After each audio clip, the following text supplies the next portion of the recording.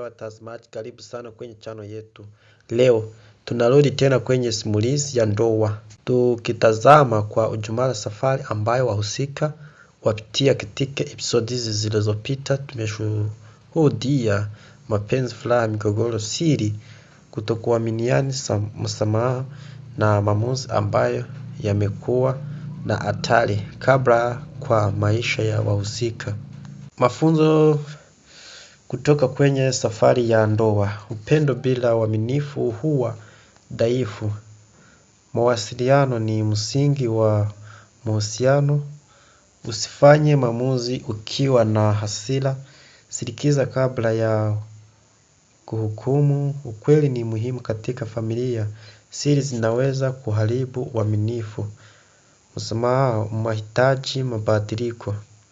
Heshima ni muhimu hata wakati wa ugomvi. Usikubali uvumi kuongoze. Chagua washauri wako kwa busara. Kubali makosa yako.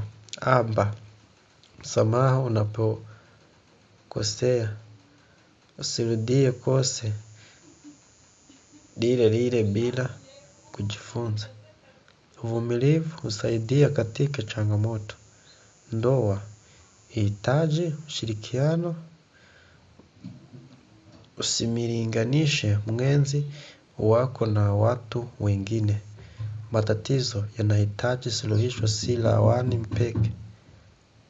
Kiburi kinaweza kuharibu uhusiano. Maamuzi ya leo yanaweza kuathiri maisha ya kesho. Ndoa yenye nguvu hujengwa kila siku. Hitimisho.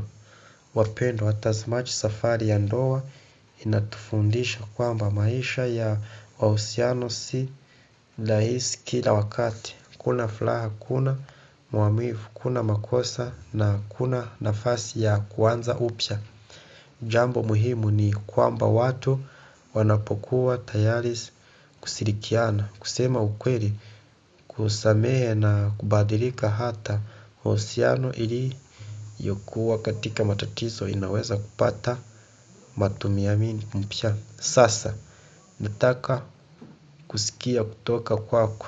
Nafikiri ni kitu gani muhimu zaidi katika ndoa? Upendo, uaminifu, mawasiliano? Andika jibu lako kwenye comment. Kama umefurahia uchambuzi huu, bonyeza like, share na subscribe kwenye channel yetu.